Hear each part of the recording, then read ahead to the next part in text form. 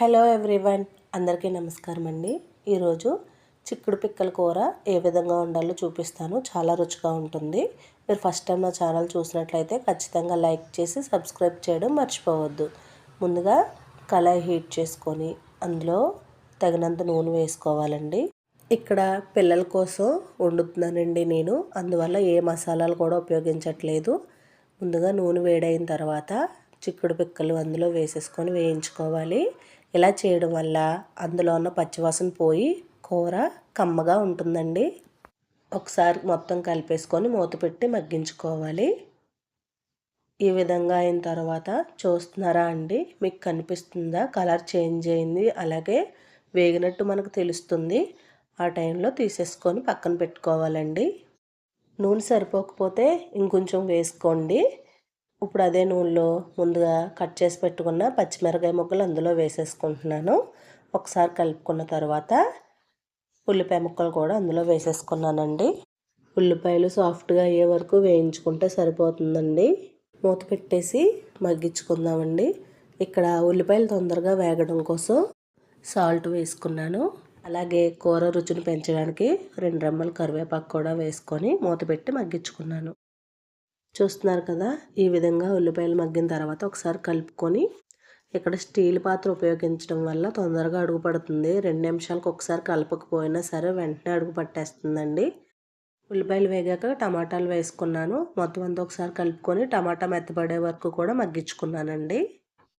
టమాటాలు మగ్గేలోపు మా పిల్లలు పెరుగన్నం తింటారన్నారండి. వాళ్ళకి పెరుగన్నంలో నంచుకోవడం కోసం చల్లమిరపకాయలు అంటారు కదా, అదే బజ్జీ మిరపకాయలు అంటారు కదా, అవి వేపానండి.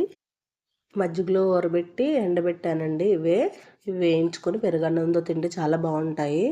నూనె బాగా మరిగిన తర్వాత ఒక్కొక్కటిగానే వేపుకుంటున్నాను. ఎందుకంటే ఎక్కువ ఆయిల్ కూడా వేయలేదు.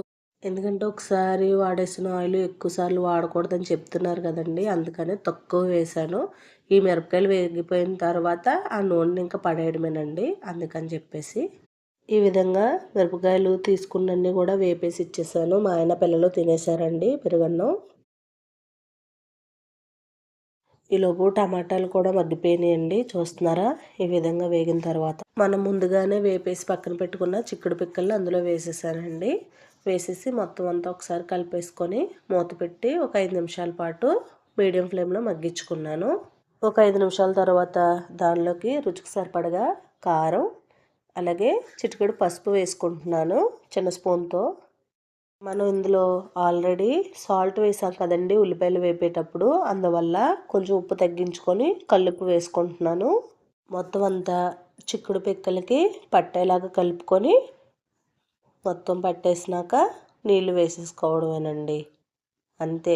దీన్ని దగ్గరగా ఉడకబెట్టుకొని ఇగురులా చేసుకొని తింటే చాలా రుచిగా ఉంటుంది.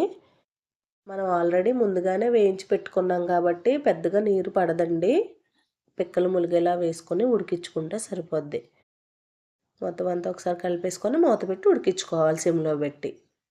దానిలో ఉన్న నీరంతా కూడా ఎగిరిపోయే వరకు కూడా ఉడికించుకోవాలి. మీ దగ్గర కొత్తిమీర ఉంటే వేసుకోండి, నా దగ్గర లేదు, అందువల్ల కస్తూరి మేతి అంటారు కదా, మెంతాకండి, అది కొంచెం వేసుకొని మొత్తం అంతా ఒకసారి కలిపేసుకొని మళ్ళీ ఒక 5 నిమిషాల పాటు మూత పెట్టేసి సిమ్లో ఉడికించుకున్నాను. ఇక్కడ మనం చిక్కుడుకాయలతో కాకుండా ఓన్లీ పిక్కలతోనే ఉన్నాం కదా, పిల్లలు కూడా చాలా ఇష్టంగా తింటారండి. మీరు కూడా ఒకసారి ట్రై చేసి చూడండి, బాగుంటుంది కూర. చూస్తున్నారా ఎంత చక్కగా ఉడికిపోయిందో. ఇప్పుడు స్టవ్ ఆఫ్ చేసేసుకొని బాక్సుల్లో పెట్టేసుకుంటే సరిపోతుంది. చూస్తున్నారండి, మా పిల్లలకి చిన్న చిన్న బాక్సుల్లో పెట్టేశాను. మధ్యాహ్నం శుభ్రంగా తినేసి సాయంత్రం వచ్చి అమ్మ కూర చాలా బాగుందమ్మా అని అన్నారు.